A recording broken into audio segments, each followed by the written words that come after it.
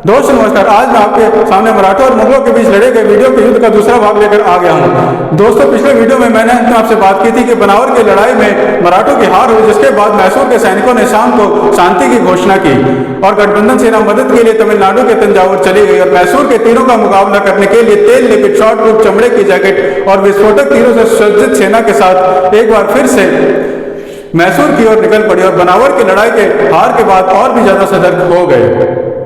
जिसके बाद दिसंबर 1682 में तमिलनाडु के तिरुचिरापल्ली पहुंच गए नदी पार की और सुबह होते ही मैसूर के सैनिकों पर एक बार फिर से जोरदार हमला कर दिया। इतनी सुबह के हमले से मैसूर के सैनिकों को संभलने में समय लगा, लेकिन संभलते ही मैसूर के सैनिकों ने मराठों पर तीर बरसाना शुरू कर दिए, जो मराठों के तेल लिपिड शॉर्ट प्रूफ चमड़े की जैकेट के कारण बर्बाद हो गए। मैसूर के तीरंदाजों के नाकाम होने पर मराठों ने विस्फोटक तीरों द्वारा मैसूर के सैनिकों को मार गिराया और उन्हें काफी हद तक खत्म कर दिया। जिसके बाद मराठों ने तिरुचिरापल्ली पर अधिकार कर लिया। हमले में मदुरै के नायक जनरल चोकनाथ की मृत्यु हो गई। हालांकि तिरुचिरापल्ली के रॉक किले पर मराठों ने विस्फोटक तीरों द्वारा अधिकार किया, जिससे तिरुचिरापल्ली के किले की दीवार ढह गई और मराठों ने तिरुचिरापल्ली किले पर अधिकार कर लिया। जब तिरुचिरापल्ली की हार की खबर मैसूर के सम्राट चीकादेवराज के पास पहुंची तो उन्हें बहुत ज्यादा गहरा धक्का लगा, क्योंकि उनके कई समर्थकों ने छत्रपति संभाजी को अपना समर्थन दे दिया था। जीत के साथ छत्रपति संभाजी ने दक्षिण भारत के धर्मपुरी के साथ साथ उत्तरी मदुरै के बहुत बड़े क्षेत्र को मराठा साम्राज्य का हिस्सा बना लिया।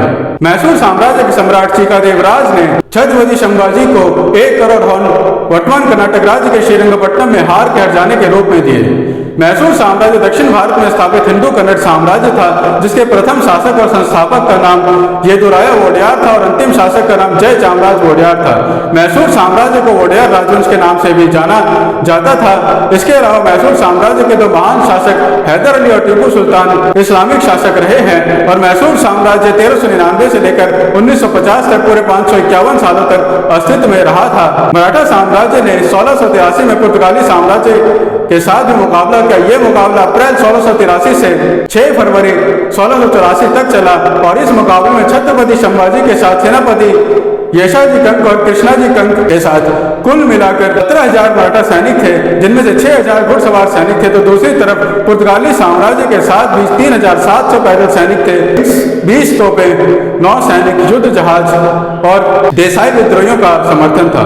मराठों ने गोवा के गांवों पर सीधा हमला किया और कई गांवों को लूट लिया, जिन पर पुर्तगालियों का अधिकार था। मराठों ने सीधा गोवा के गांवों पर हमला करने की रणनीति अपनाई और रास्ते में आने वाली हर चीज को लूट लिया और कई चर्चों को बर्बाद कर दिया। हमले के बाद 9 नवंबर 1683 को छत्रपति संभाजी ने 800 घुड़सवार और 600 मराठा सैनिकों के साथ पुर्तगाली सैनिकों पर हमला कर दिया और 10 नवंबर 1683 को छत्रपति संभाजी की मराठा सेना ने इसी अगली पुर्तगाली सेना पर दुर्भट बंदरगाह पर हमला किया, जिसमें पुर्तगाली वायसराय घायल हो गए और पुर्तगाली पोंडा की लड़ाई हार गए। 12 नवंबर 1683 तक ज्यादातर पुर्तगाली सैनिक गोवा पहुंच चुके थे। जिसके बाद छत्रपति संभाजी ने मराठा सैनिकों के साथ गोवा के फोर्ट सेंटो एस्टेवाओ की चौकी पर अधिकार कर लिया, जिन पर पुर्तगालियों का नियंत्रण था। ये 24 नवंबर 1683 की रात की बात है। इस हमले में छत्रपति संभाजी के मराठा सैनिकों ने कई गोवा के गांवों को लूट लिया और पेरिस चर्च को जला दिया। जब फोर्ट सेंटो एस्टेवाओ की चौकी पुर्तगालियों के मराठों के हाथों जाने की खबर सुनी तो अगले ही दिन 25 नवंबर 1683 को 200 पुर्तगाली सैनिकों की बटालियन फोर्ट सेंटो एस्टेवाओ की चौकी को मराठों से वापस जीतने के लिए भेजा।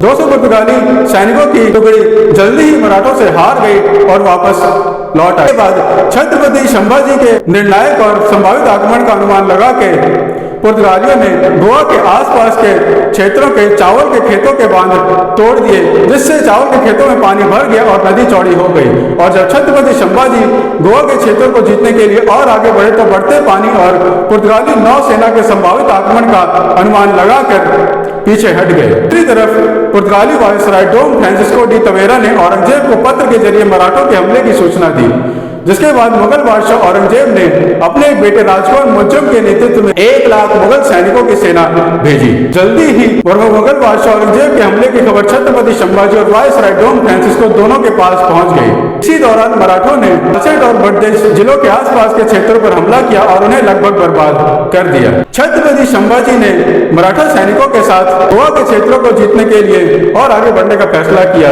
लेकिन तभी छत्रपति संभाजी ने मुगल राजकुमार मुर्जम के नेतृत्व वाली मुगल सेना को रामघाट तक पहुंचने की खबर सुनी, जिसके बाद मराठा साम्राज्य की राजधानी रायगढ़ किले को गंवाने के डर से छत्रपति संभाजी मराठा सैनिकों के साथ रायगढ़ किले की ओर 2 जनवरी 1684 को वापस लौट गए। छत्रपति संभाजी ने 1684 में मुगलों के हमले के लिए 10,000 से 15,000 मराठा सैनिकों के साथ तैयारी की और वो मुगलों के हमले के लिए पूरी तरह तैयार हो गए। दूसरी तरफ मुगल सेना भी राजकुमार मुअज्जम और शहाबुद्दीन खान के नेतृत्व में पूरे 1,10,000 सैनिकों के साथ तैयार थी, जिसमें से 45,000 घुड़सवार सैनिक, 60,000 पैदल सैनिक, 1900 युद्ध हाथी, 2,000 हुसैन अली खान के रक्षक थे। मुगलों का कोकर पर आक्रमण 20 अगस्त 1683 से 24 मई 1684 तक चला और इस हमले में मराठों की जीत हुई और मुगलों के पूरे 60,000 सैनिक मारे गए। इसके अलावा मुगलों के कोकण पर आक्रमण के बारे में पूरी जानकारी मैं आपको मुगलों के कोकण पर आक्रमण वाले अपने वीडियो में दे चुका हूँ। दिसंबर 1687 में छत्रपति संभाजी के सर सेनापति हम्बीराव मोहिते नेतृत्व में मराठों ने एक बार फिर से मुगलों के खिलाफ महाराष्ट्र राज्य के वायु में हमला कर दिया था। इस हमले में मुगल बादशाह औरंगजेब ने अपने एक सेनापति सरजा खान के नेतृत्व में मुगल सेना भेजी, लेकिन इस बार भी मराठों की जीत हुई। हालांकि सर सेनापति हम्बीराव मोहिते मुगलों द्वारा चलाए गए तोप से मारे गए, जिसके बाद कई मराठा सैनिकों ने छत्रपति संभाजी का साथ छोड़ दिया। कुछ समय के बाद छत्रपति संभाजी ने एक रणनीतिक बैठक के लिए कई बड़े मराठा अधिकारियों को जनवरी 1688 में बुलाया ताकि मुगल बादशाह औरंगजेब के कोकण पर हमले का निर्णायक रूप से समाधान निकाला जा सके। इसी बीच छत्रपति संभाजी के एक बहनोई कान्होजी शिर्के ने छत्रपति संभाजी को धोखा दिया और मुगलों से हाथ मिलाया और मुगल सेनापति मुकर्रम खान को छत्रपति संभाजी के संगमेश्वर का पता बता दिया, जिसके बाद छत्रपति संभाजी को उनके दोस्त कविकरस के साथ उस समय पकड़ लिया गया जब दोनों संगमेश्वर के जंगलों के रास्ते से गुजर रहे थे। इस दौरान मराठा सैनिक और कई मराठा वरिष्ठ अधिकारी काफी आगे चल रहे थे। हालांकि मराठा सैनिकों ने छत्रपति संभाजी और कविकरस को बचाने के काफी प्रयास किए, लेकिन अंत तक भी नाकाम रहे। छत्रपति संभाजी के साथ उनकी पत्नी येशुबाई और उनके बेटे शाहू जी को भी पकड़ लिया गया और रायगढ़ किले में कैद कर दिया गया। दूसरी तरफ छत्रपति संभाजी और कविकरस को पकड़ के अहमदनगर के बहादुरगढ़ में कैद कर दिया गया। इन्हें जोकर के कपड़े पहना दिए गए और इनकी खूब बेइज्जती की गई।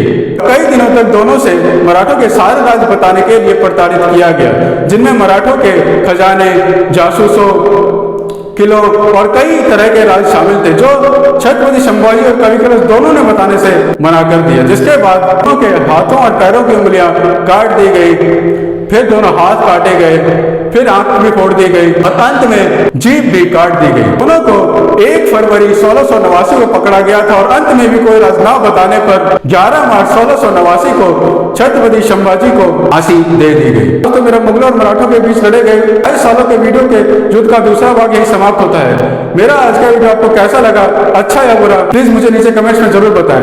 और अगर मेरा आज का वीडियो आपको अच्छा लगा, इस वीडियो को सीखने को मिला हो, तो प्लीज इस वीडियो को लाइक और शेयर जरूर करें और हाँ, चैनल को सब्सक्राइब करना, नोटिफिकेशन बेल दबाना भी ना भूलें, ताकि आपको आगे आने वाले वीडियो के अपडेट्स ऐसे मिलते रहें। धन्यवाद दोस्तों, अपना ख्याल रखें, अपने परिवार का ख्याल रखें और ऐसे ही देखते रहे मेरे चैनल दीवान। धन्यवाद। जय हिंद, जय भारत।